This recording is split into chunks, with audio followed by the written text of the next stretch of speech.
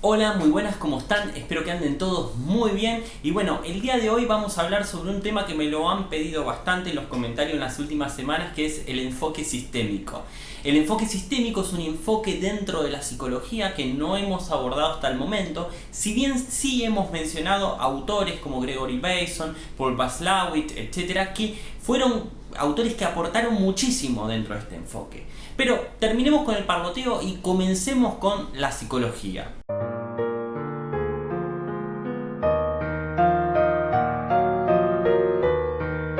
Bueno, enfoque sistémico. Para poder comprender de qué se trata esto, tenemos que entender el contexto en el cual surge. Antes de la década de los 50, es decir, en los 30, 40, etc., la psicología tenía un enfoque muy tradicional. ¿En qué consiste el enfoque tradicional? Es un enfoque intrapsicológico, es decir, piensa que las problemáticas que los pacientes tienen son debido a problemas a nivel intrapsicológico, es decir, algo interno a la psiquis de la persona. Es decir, la problemática empieza y termina dentro del psiquismo de la persona. Por eso el enfoque psicológico clásico y psiquiátrico se establecía en una relación entre terapeuta y paciente. Es decir, el paciente iba al consultorio, el terapeuta estaba del otro lado, lo escuchaba, le daba indicaciones y demás, pero trabajaba siempre con el paciente. La causa de su malestar estaba en él. Bien, ese es el enfoque clásico. Ahora, ¿qué es lo que pasa? En determinados trastornos, como por ejemplo la esquizofrenia, que son relativamente complejos y problemáticos, donde una de las características principales es que existe una alteración severa de la capacidad de juicio, es muy difícil el trabajo uno a uno. Bien, por eso se empezó a buscar maneras alternativas y diferentes de tratamiento. Y en esto fue muy importante los desarrollos, por ejemplo, de Gregory Bateson. Gregory Bateson plantea que en el origen de la esquizofrenia tenía que pensarse como una respuesta frente a modos de relacionarse y comunicarse en el marco de la familia. Es decir, Gregory Bateson hizo varios estudios muy interesantes en los cuales estudió cómo eran las familias de los pacientes que padecían esquizofrenia y se dio cuenta de que había ciertas regularidades. Por lo tanto, se empezó a plantear si no era la esquizofrenia un modo de respuesta y de relacionarse frente a una estructura familiar determinada, frente a cierta forma de comunicación que se establece dentro del marco familiar. De esta forma, la psicología corre el foco del paciente, puesto en el paciente como el portador de la patología y de la causa de su malestar, para ponerlo en un sistema más grande como es la familia, la pareja. Y no es casual por eso que el enfoque sistémico, y tomen nota de esto, dio sus principales aportes ¿a qué? A la terapia de pareja y a la terapia familiar, principalmente en lo relativo a las familias de pacientes con esquizofrenia. Bien, ese fue el caballito de batalla del enfoque sistémico. Hoy en día el enfoque sistémico se ha desarrollado muchísimo y cuenta con muchísima investigación. Pero tenemos que entender lo siguiente. Este enfoque parte de una base teórica ecléctica, es decir, parte de tomar aportes de distintas teorías, como la teoría general de los sistemas, la teoría pragmática de la comunicación, la cibernética, por ejemplo, y a partir de estos le permite una mirada diferente a la hora de trabajar con la familia, con las parejas, etc., a los psicoterapeutas. Tomemos algunos de estos. La teoría general de los sistemas es una teoría una metateoría en realidad, es una especie de elaboración teórica que permite explicar distintos dominios de la realidad. Dicho de manera más fácil, se aplica a muchos ámbitos, pero surge en principio como una explicación a sistemas biológicos. Surge en el plano de la biología. ¿Recuerdan, por ejemplo, las células en biología que tenían ciertas características? Explicaban a la célula como un sistema cerrado, semicerrado, en el cual tenía una membrana que permitía mayor o menor permeabilidad con el entorno externo, las células animales, por ejemplo. Dentro tenía elementos como los ribosomas y todos esos elementos que tenía adentro que interactuaban entre sí, ¿sí? De manera química. ¿Y qué es lo que ocurría? Entonces, eso era un sistema, y los sistemas pueden tener características: más permeable, menos permeable, más abierto, menos abierto. Cuanto más abiertos son, más intercambio permiten con el medio. Cuanto más cerrados son, menor intercambio. Tienden a autorregularse internamente. Tienden a tener relaciones internas entre los elementos que tienen adentro. ¿Para qué? Para poder regular y tender a la homeostasis. Es decir, tienden a mantener un equilibrio interno, por eso hacen intercambios con el medio exterior. Y otro punto importante es que también tienen algún tipo de finalidad, sirven para algo, hacen todo eso. Bien, estas son las propiedades que en general tienen cualquier sistema.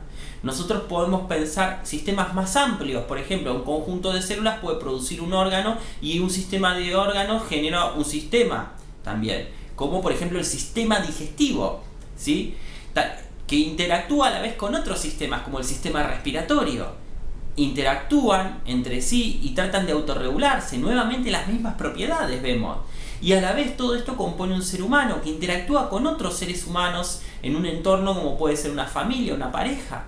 Bueno, y acá vamos viendo un conjunto de seres humanos puede componer una familia que interactúan con otras familias o con la sociedad. Acá vamos viendo cómo a medida que ampliamos la lupa, ¿sí?, podemos ir aumentando el nivel de complejidad de los sistemas, pero las propiedades son muy similares. Entonces, ¿cuáles son las propiedades que nos proponen la teoría general de los sistemas? Que los sistemas pueden ser abiertos o cerrados, los sistemas tienden a la homeostasis interna, tienen un conjunto de elementos internos que se interaccionan entre sí, se van produciendo regulaciones internas, ¿bien? Tienen una finalidad determinada, y un sistema no es solo un sistema biológico, como decíamos recién, también puede ser un sistema social, como por ejemplo una empresa, una industria. Una industria tiene las mismas características. Una industria, por ejemplo, que fabrica bicicletas, una fábrica, interactúa con un medio exterior también. Cuando baja la demanda, dejan de producir tanto, tienen que regular la producción y bajarla. Quizás tiene que trabajar más la gente de marketing, es decir, tienen que autorregularse internamente para poder mantener la homeostasis. Bien, los sistemas cerrados tienden a ser poco permeables con el afuera. Entonces, una empresa que, por ejemplo, una industria que fabrica bicicletas y cada vez se venden menos bicicletas, pero sigue produciendo lo mismo, tarde o temprano suele ser problemático. Lo cual nos permite explicar muchas cosas la teoría general de los sistemas. Esto lo va a tomar el enfoque sistémico y lo va a llevar al campo de la familia principalmente. Otro de los grandes aportes viene del ámbito de la comunicación pragmática, sobre todo en base a un libro que es el de Paul Watzlawick sobre la teoría de la comunicación. Bien, y vamos a decirlo de una manera muy simple, muy sencilla. El enfoque pragmático consta de un emisor, un receptor en el cual se establece un canal de comunicación y también se establece una relación entre ellos, ¿sí? Paul Watzlawick nos da estos aportes, por ejemplo, que la comunicación puede ser analógica o digital. Digital es lo que digo, el contenido de lo que uno comunica, y analógica tiene más bien que ver con la forma, por ejemplo, los gestos, la expresión, cómo me comporto frente a la otra persona, es lo no dicho explícitamente, ¿bien? Paul Watzlawick nos da 5 axiomas de la comunicación que no los voy a desarrollar acá por una cuestión de tiempo, pero si les interesa, me lo hacen saber en los comentarios y le vamos a dedicar un próximo video como se merece. Pero para no dejarlos sin una respuesta o sin comentarlo, les voy a mencionar uno que seguramente lo van a conocer, que es imposible, dice Paul Watzlawick, no comunicar. La imposibilidad de no comunicar algo. Incluso cuando uno no quiere comunicar algo a la otra persona, está comunicando que no quiere comunicar, ¿sí? Es decir, el ser humano puede realizar comportamientos. Lo que no puede realizar es un no comportamiento. Todo lo que el ser humano hace es comportamiento, ¿sí? Entonces, todo lo que el ser humano hace, comunica. Ese es uno de los axiomas más importantes. Bueno, después también se va a nutrir con teorías que vienen del ámbito de la cibernética, etcétera, pero no vamos a demorar más porque si no nos vamos a extender demasiado. Vamos a decir lo siguiente: el enfoque sistémico se divide en escuelas. Tenemos distintas escuelas que tienen enfoque sistémico. ¿Qué quiero decir? Bueno, hay distintas escuelas que comparten esto que mencionábamos al comienzo, que comparten esta idea de que no se puede entender un trastorno mental, no se puede entender como aquel que sus causas empiezan y terminan en la interioridad psicológica del paciente. Hay que entenderlo dentro de un sistema. El trastorno o el síntoma, mejor dicho, el portador del síntoma, que clásicamente se le decía paciente, en realidad lo que está expresando es una problemática mayor. El síntoma es una forma disfuncional de relacionarse y de comunicarse dentro de un entorno el cual le dio origen, ¿sí? Que puede ser la familia, puede ser la pareja, etcétera, etcétera. Entonces, por ejemplo, si nosotros pensamos un ámbito donde se entiende muy bien esto es en el caso del burnout, es decir, del síndrome del quemado, o en el acoso laboral, por ejemplo, donde las personas empiezan a tener, un empleado puede empezar a tener síntomas, pero uno no lo puede entender esa sintomática si no lo entiende como una forma de respuesta a una situación de abuso que se presenta dentro del trabajo. Es decir, si nos centramos solamente en trabajar con ese paciente, con esa persona que empieza a tener síntomas de ansiedad, depresión, etc., no podemos trabajar en realidad desde una complejidad mayor, ¿sí? Entonces, lo que plantea el enfoque sistémico es compartir esta mirada, de poner la mirada en un sistema mayor, principalmente, como decíamos antes, en la familia o en la pareja. Entonces, todas las escuelas comparten esta mirada, de poner el foco en la familia y no en el paciente, ¿sí? Y mover ciertos elementos. ¿Por qué? Porque dentro de la familia se establecen patrones de relación y roles y patrones de comunicación relativamente fijos. Es decir, dentro de cada familia está más o menos establecido cuál es el rol que le corresponde a cada uno, pero no el rol explícito, el que dicen tener, sino el real que tienen. Los psicólogos estamos cansados de ver cuando entrevistamos en esas primeras entrevistas a las familias de los pacientes que los traen, que nos pintan, cuando les preguntamos cómo es la familia, cómo se comportan, qué roles tienen y demás, nos pintan una situación ideal, pero cuando observamos las reacciones y cómo interactúan o les damos una tarea para que hagan en familia, vemos que aparece otra cosa que no tiene nada que ver con lo que ellos dicen. Entonces, esto tiene que ver con lo que decíamos antes. Una cosa es la comunicación digital, es decir, lo que se dice, y otra cosa es lo analógico, lo que realmente ocurre, en cómo se comportan. Principalmente, todo el enfoque sistémico se centra, más que nada, ¿en qué? En cómo se comportan realmente, en la parte analógica, en las relaciones que se establecen, en los roles fijos y estereotipados. Y otro de los puntos principales es que dentro de las familias no es que no buscan solución para poder ayudar al paciente. Justamente muchas veces los intentos de solución que las familias tienen son los mismos factores que hacen que un problema se mantenga en el tiempo, ¿sí? Por dar un ejemplo, les voy a poner un ejemplo muy sencillo para que se entienda la importancia que tiene el enfoque sistémico. Llega una familia al psicólogo, la mamá, el papá, con un nene chiquito.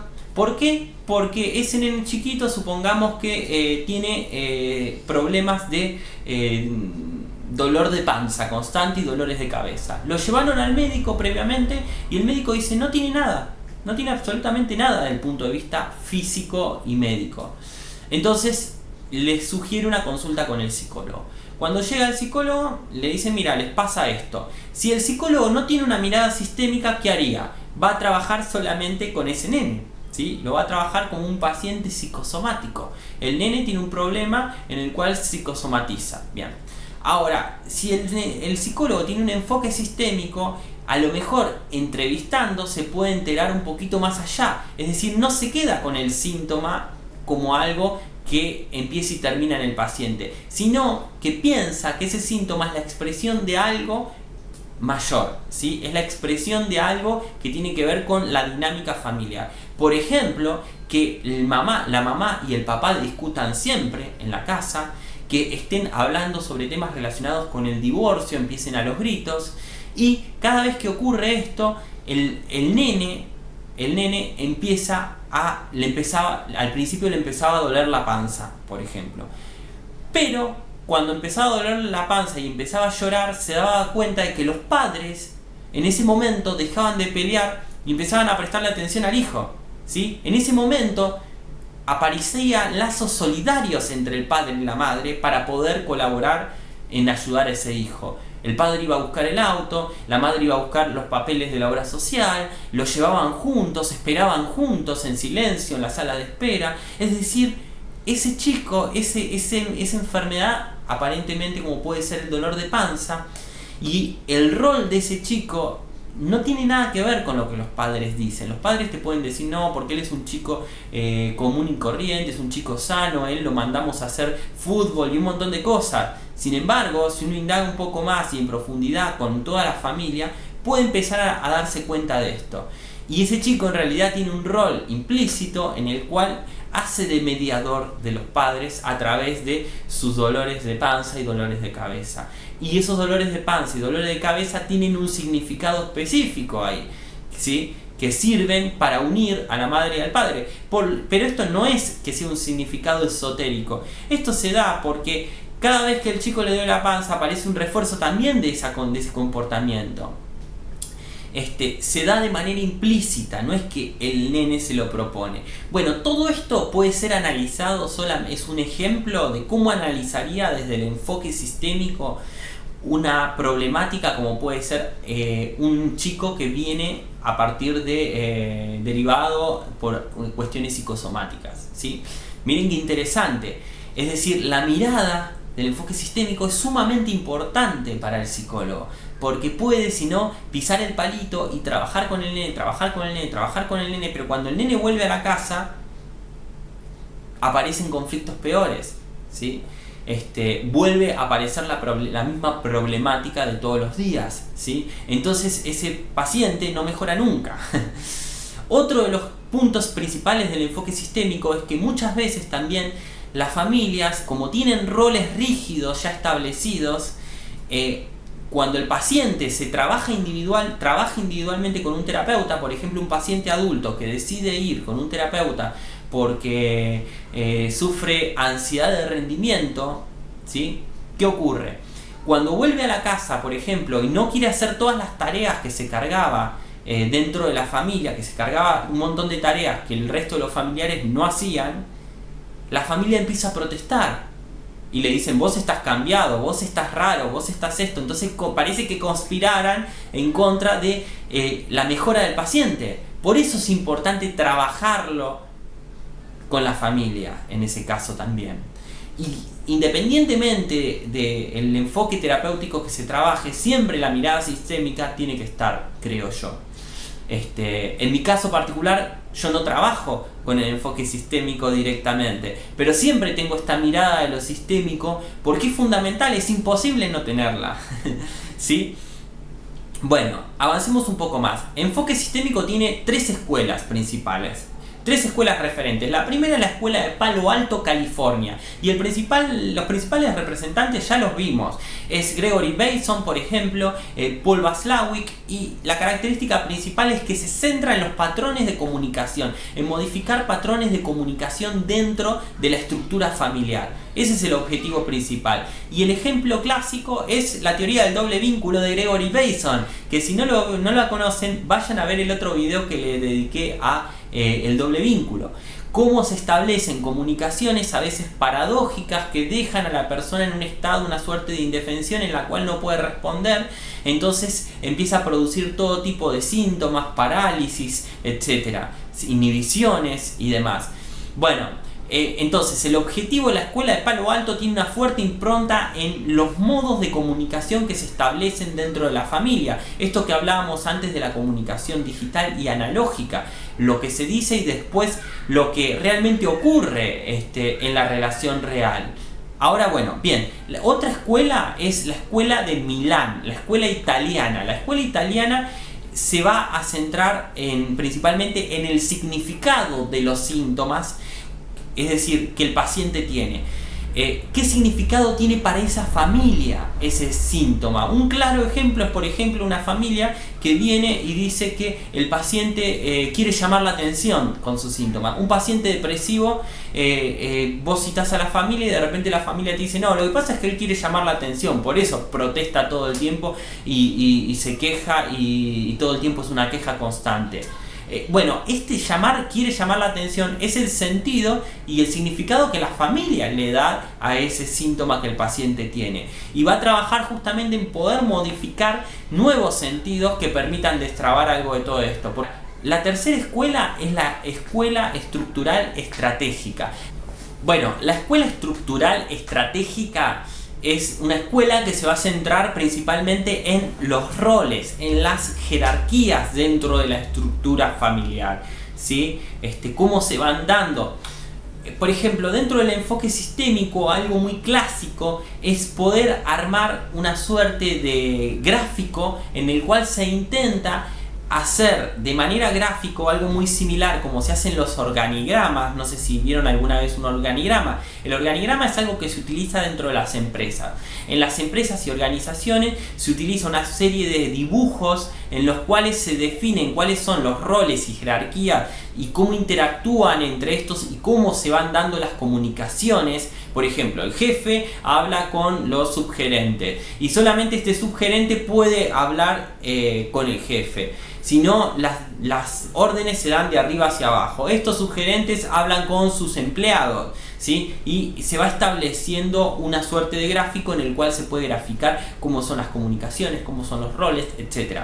En enfoque sistémico se utiliza mucho esto, pero ya no en una empresa o en una organización, aunque también se puede utilizar, sino principalmente en las familias. Cómo se va dando la estructura jerárquica, cómo se establecen los roles, qué rol tiene cada uno dentro de la familia, cómo se establecen las comunicaciones y los vínculos, en qué sentido sí y en qué sentido no. Les doy un ejemplo clásico y simple. Por ejemplo, una familia muy antigua, muy prototípica, muy tradicional, el padre tenía la función de poder dar órdenes a los demás. Él era el que se encargaba de todo, principalmente de cuestiones referidas a las decisiones generales y al trabajo, y él daba órdenes, pero no le podían dar órdenes a él. Después, por ejemplo, él tenía relación con la madre, que era más bidireccional. Sin embargo, los hijos quizás no. En muchas familias tradicionales se da una dinámica en la cual los hijos, de repente, a través de la madre, hacen comunicaciones hacia el padre, pero no de manera directa. Y así se van estableciendo en cada modelo familiar de una manera particular las relaciones y la comunicación entre ellos. Muchas veces cuando hay caminos donde están, por ejemplo, abnegados, cortados dentro de los modos de comunicación y los vínculos dentro de una familia, surgen sintomatologías que tienen la función de comunicar de manera indirecta lo que no se puede comunicar. Esto ocurre muchas veces dentro de la dinámica familiar. Así que bueno, no quiero extender más el video, llevamos 25 minutos de video. Si les interesa algo en particular de estos temas, ya sea que desarrolle los 5 axiomas de la comunicación, que desarrolle las teorías de la comunicación de Paul Watzlawick, que desarrolle un poco más sobre la teoría del doble vínculo de Gregory Bateson, o que hable sobre alguna de estas escuelas en particular, la escuela de Milán, la escuela estratégica o la escuela de California de Palo Alto. Si les interesa que hable un poco más sobre la teoría general de los sistemas o algo en particular, o las técnicas que utiliza el enfoque sistémico, qué tipo de técnicas son propias de cada escuela, o algo de todo esto, me lo hacen saber en los comentarios y les prometo que le vamos a dedicar un próximo video. Así que bueno, si les gustó este video, denle like, sepan que es una forma de apoyar este canal y este tipo de contenido, y les mando un saludo de todo corazón.